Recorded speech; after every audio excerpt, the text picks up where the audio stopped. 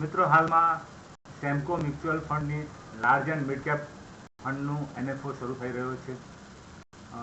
Large and mid કેપનો ફાયદો જે કહેવાય એ રીતનો હોય છે કે લાર્જ કેપ ફંડ તમને સ્ટેબિલિટી આપશે. લાર્જ કેપ કંપનીઓમાં જે આપણા દેશની મોટી મોટી મહાકાય કંપનીઓ છે, ફોર એક્ઝામ્પલ રિલાયન્સ છે, TCS છે, વિપ્રો છે, ઇન્ફોસિસ છે, બાકી બધી કંપનીઓ છે. મિડ કેપમાં એગ્રેશન આવે એટલે મિડ કેપ કંપનીઓનો ગ્રોથ વધારે આવે, તેના ભાવમાં ઉછાળો આવે. એટલે જ્યારે માર્કેટ સારું મોમેન્ટમમાં હોય ત્યારે મિડ કેપ કંપનીઓ વધારો સારો દેખાવ કરતી હોય છે, અને જ્યારે માર્કેટ ડલ ચાલતું હોય અને મોમેન્ટમ ઓછું થઈ ગયું હોય, થોડું બેરિશનેસ હોય, ત્યારે લાર્જ કેપ કંપનીઓ ફાયદો કરી આપે.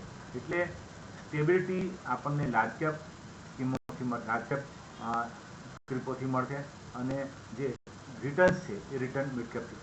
એટલે લાર્જ એન્ડ મિડ કેપ કંપનીઓ જે આપણને સારું વળતર બતાવી રહ્યા છે, એનો એક ફાયદો મેળવવો હોય તો સેમકો મ્યુચ્યુઅલ ફંડની આ એક સ્કીમનું ભરણું શરૂ થઈ રહ્યું છે. રોકાણકારોએ લોંગ ટર્મ માટે આવા ફંડમાં પૈસા રોકવા જોઈએ કે જેમાં માર્કેટનું રિટર્ન પણ જનરેટ થાય અને આપણને થોડી સ્ટેબિલિટી, આપણને થોડી સેફ્ટી પણ મળે. આમ તો મ્યુચ્યુઅલ ફંડમાં સેફ્ટીના શબ્દ વાપરી શકાય, પણ 5-10 વર્ષનો સમયગાળો હોય તો મ્યુચ્યુઅલ ફંડનું રિટર્ન ઓન એવરેજ આપણને 12% આસપાસનું મળતું રહ્યું છે, અનુભવ બતાવે છે. તો આ રોકાણ અંગે વિચારવું જોઈએ. Thank you.